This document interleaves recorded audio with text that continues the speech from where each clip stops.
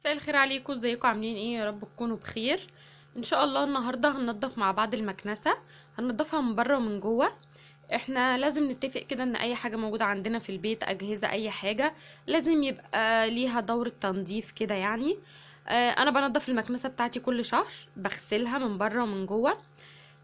انا كده سايباها، هي بقى لها شهر اهي. بنغسل طبعا كل الحاجات بتاعتها، يعني الحاجات اللي زي كده والحاجات اللي هي الصغيرة برضو، بس هي الحاجات الصغيرة عندي انا شايلاها مش بستخدمها يعني، فايه مش هغسلها معاكم. اول حاجة كده بنفتح المكنسة بتاعتنا كده اهي. انا عندي الكيس بتاعي اللي هو كده، انا فضيتها من التراب.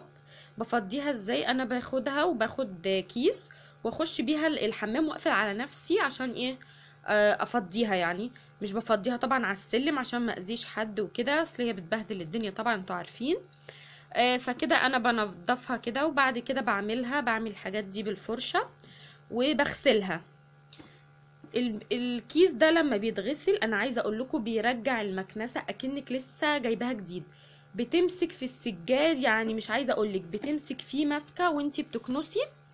انا اللي خلاني اغسل كيس المكنسه، انا ما كنتش اعرف ان هو بيتغسل، عشان لو حد قال طب ما احنا عارفين ان هو بيتغسل. انا عن نفسي ما كنتش اعرف. لما حسيت ان المكنسه بتاعتي كفاءتها قلت شويه، فقلت طب ما اغسل الكيس بتاعها واجرب. صراحة لما غسلته لقيتها بتشفط حلو جدا، اكنها رجعت جديدة. فانا دلوقتي هاخد كيس المكنسة كده هكنسه، قصدي هغسله، وبعد كده هرجع لكم. كده انا غسلتها اهو. بصوا بقى شكلها عامل ازاي لما اتغسلت. انا بقى وانا بغسلها طبعا باريال او اي حاجة يعني اللي موجود عندي. وفي اخر شطفة بحط حبة معطر او اي حاجة، يعني عندي معطرة.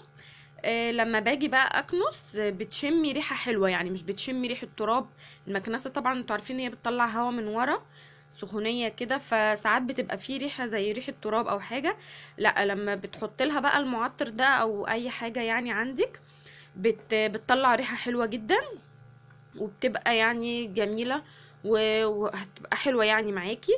وغسلت دي برضو كده، انا عندي دي ما فيهاش زراير او اي حاجه، فبغسلها برضو عادي. بعد كده عندي بقى الحتة اللي هي فيها الماتور دي، بجيب اي فوطة عندي كده وبمسحها كويس جدا، مش بخلي فيها اي حاجة.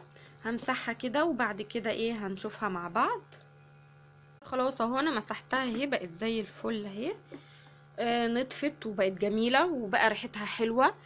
ده طبعا لسه انا هحطه ينشف، هو لسه منشفش يعني. هحطه كده ينشف. هنشره يعني زي ما بننشر غسيل عادي. كده خلاص اهي نطفت وبقت جميلة. طبعا انا مكنستي مش زي مكنستك، مش زي مكنسة واحدة تانية مثلا.